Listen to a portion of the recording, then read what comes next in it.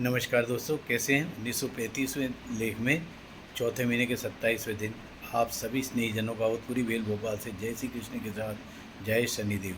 दोस्तों, आज का विषय है जन्म मरण कर्म के अनुसार निर्धारित है।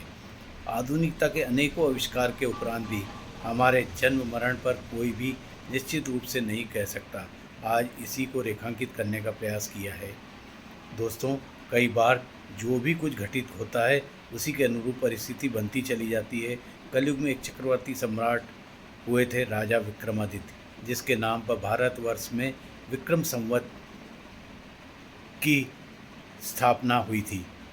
राजा विक्रमादित्य अपने राज्य की प्रजा का कुशलक्षेम जानने के लिए रात्रि में वेश बदलकर घूमा करते थे। तभी उन्होंने एक दिन देखा, लकड़हारा कुल्हाड़ी टांगे एक पेड़ पर चढ़ रहा है। थोड़ी ही देर में एक भालू पेड़ पर चढ़ने लगा, जिसको देख डर के मारे लकड़हारा पेड़ से नीचे गिरा और मर गया। राजा यह दृश्य देख आश्चर्यचकित हो गए, क्योंकि पेड़ पर भालू कभी नहीं चढ़ता, यह हम सभी जानते हैं। पेड़ से उतरते समय वही भालू एक सुंदर कन्या के रूप में परिवर्तित हो गया। अब तो राजा की उत्सुकता वह सुंदर कन्या को ही देख रहे थे। तभी क्या देखते हैं, राजा के दो अंगरक्षक जो सगे भाई भी थे आपस में आ रहे हैं।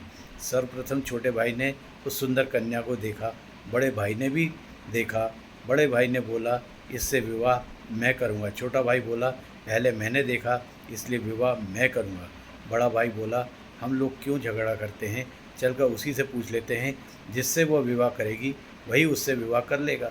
दोनों सुंदर कन्या के पास गए और बोले, आप कौन हैं। हम दोनों सगे भाई हैं, आपसे विवाह करना चाहते हैं।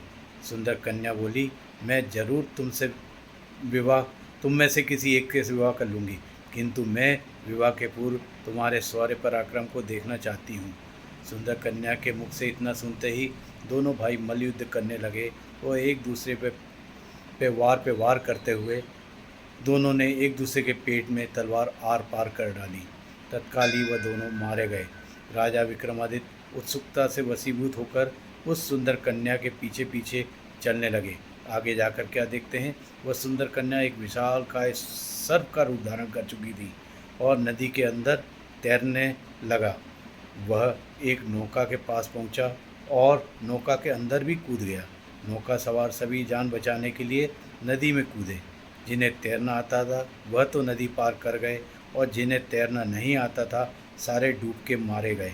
अब कुछ ही देर पश्चात वही सर्प वापस किनारे आ गया, एक वृद्ध का रूप धारण कर जाने लगा।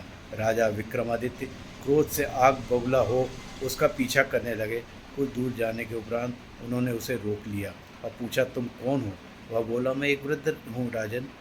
विक्रमादित्य बोले, मैंने तुम्हें सारी घटनाएं अपनी आंखों से देखी हैं, अब सच सच बताओ तुम कौन हो। शनिवार की शुभकामना के साथ सभी स्नेही को कहना है। वृद्ध ब्राह्मण बोला, मैंने बताया ना, मैं एक वृद्ध ब्राह्मण हूँ।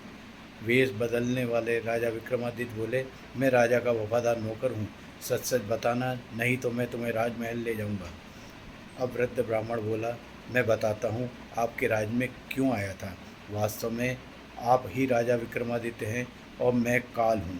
मृत्यु के देवता मुझे समय समय पर स्थिति अर्थात मृत्यु किस प्रकार होगी यह विधाता बताते हैं और निश्चित विधान के साथ पूरा कर प्राणी को मृत्यु प्रदान करना मेरा कार्य है।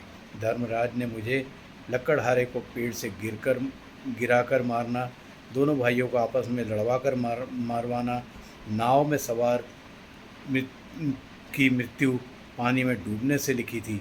अतः इसी घटना को मूर्त रूप देने के आदेश मुझे मिला था, वही मैं आज अदृश्य रूप से पूरा करने आया था। आप पुण्य आत्मा हैं, इसलिए आपने मुझे देख भी लिया। इस पर राजन विक्रमादित्य पूछते हैं, तब तो आप मेरी मृत्यु का कारण भी जानते होंगे। काल बोला, वैसे तो मैं नहीं बताता, किंतु आप पुण्य आत्मा रूपी राजा भी हो, इसलिए आपको मैं बताता हूँ। आपकी मृत्यु वृद्धावस्था में सीढ़ी से गिरकर होगी।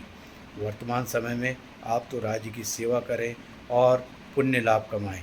आप सभी आदर्श प्रेमी और आदर्श कर्म करने वाले स्नेही मित्रों को जय शनिदेव के उपरांत नमस्कार।